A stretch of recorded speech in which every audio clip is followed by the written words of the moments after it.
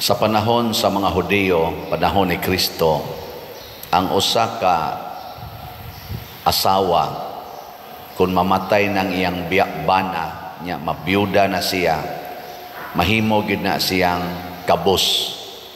Ngano man kay ang mga asawa sa unang panahon naabutan pa gani na nako sa akong panahon, ambot sa inyong panahon, kasagaran sa mga asawa dili patrabahoon. Ang motrabaho ang banara, ang asawa ibilin ra na sa balay aron mag-atiman sa balay ug sa mga anak. Mao sad nay role sa mahal nga Birhen Maria. Niya ang iyang bana panday. Sa inyong paminaw, dato to si Maria o pobre? Kusga. Pobre. Namatay pagyud ang iyang bana. Unsa man siya? Dato, pobre. Pobre. Kinsa may iyang gisaligan aron mabuhi? Si Maria ba kinsa may iyang gisaligan aron mabuhi?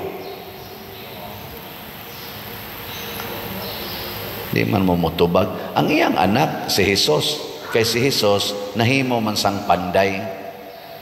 Nahimo mang panday si Jesus, nya gibana-bana nga si Maria o si Jose namatay, nga si Jesus naanas mga 20 anyos kapin ang edad. So kamao na gid siyang manginabuhi.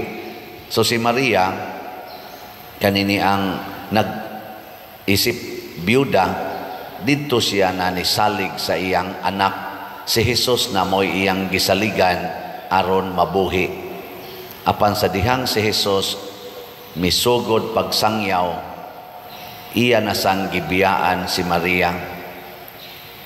Labaw na gyud sa dihang si Jesus gibitay sa cross, gipatay. Ma-imagine nato nga ang gisaligan ni Maria aron mabuhi, iyang gitugyan aron mamatay. Nganong makaingon tag gitugyan? Kay wa gyud muhimog lakang si Maria, ang mahal nga Birhen Maria, aron mubabag sa kamatayon sa iyang anak. Iya hinoong gisuportahan, ni barog hinoon siya didto sa tiilan sa cross. Mura ba gi-offer niya ang iyang anak. Muna si Jesus pasiunang pagdaig sa iyang inahan, iyang gidaig kining byuda nga kabos nga mihulog sa iyang duha ka dako nga mao toy iyang gisaligan aron siya mabuhi. Mao na lang gitoy iyang kwarta, ipakaon patos iyang mga anak. Pero iyang gihog sa kolekta dito sa templo. Niyaningon din si Jesus, siya mo'y pinakadako og nahatag karon, nahalad ngadto sa Ginoo, kay ang iyang gisaligan aron mabuhi, iyang gihatag sa Ginoo. Ug tungod niining kinaiya ni Maria o kinisang kinaiya sa byuda, nga mas importante nila ang paghalad ngadto sa Ginoo sa ilag yung kinatibuk ang kinabuhi, nahimong limpyo ang ilang kasing-kasing. Kinsa man ang mga taong hugaw o kasing-kasing, gimensyon sa na ni Jesus diri sa atong ebanghelyo. Likahin ninyo, ayaw ninyo sunda ang mga Pariseo. Matod pa ni Jesus, pagbantay mo sa mga magtutudlo sa balaod, magsuroy-suroy sila nga taas og biste, gusto silang yukbuan, tawgon nga magtutudlo, nanlupig sila sa mga byuda, ang ilang gibuhat para lang gyud sa ilang kaugalingon. Kanabitang musimba ta, kada adlaw musimba kita, aron lang kita daygon sa mga tao nga buutan, or aron ta dunay murag sense of authority. Kana matud pa ni Kristo, labi pang makalilisang ang ilang silot. Ngilingay mong tupad, naandam kang muhatag sa tanan. Lingi abay mong tupad ba na andam bakang muhatag sa tanan. Kanang wa mulingi mga yawan o nagkasing-kasing. Di ba? Andam mo muhatag sa tanan. Andam dili. So, ayaw intaon pa dir. Muna magis ginawa ninyong pangural anang balay kay di gyud pasudlan og lain. Di gyud pasudlan og lain ang balay. Kanus aman pasudlan og lain basta maglinog na nya muliki ng balay. Biyaan dayon kay di naman mapuslanon, pero kanang mga mapuslanon di gid nato ihatag. Si Maria mapuslanon kay niya ang iyang anak, unsa may iyang gibuhat gihatag aron patyon, kay kahibaw si Maria ang kamatayon sa iyang anak maghatag nato og kaluwasan, maghatag og kaluwasan sa mga makasasala. Ang biyuda sad mihog atong duha ka dako kay nahibaw siya nga kadtong iyang kwarta nga gihulog maghatag og kaluwasan para sa tanan. Mao na dinhis atong parokya, sige tagbaligya ani mga slots, igpalit ni mog slot, usa ka slot kaning atong SBF dag pananglitan, kaning para sa atong kumbinto, 500 pesos ra ni siya.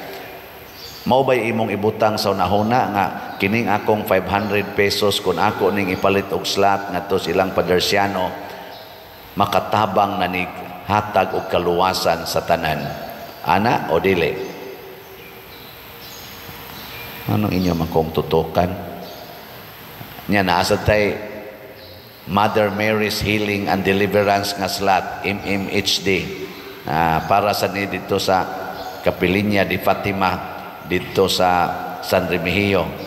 Igpalit nimo anig usa ka slot, kaning akong 1,000 ako ning ipalit, maghatag na nig kaluwasan para sa tanan.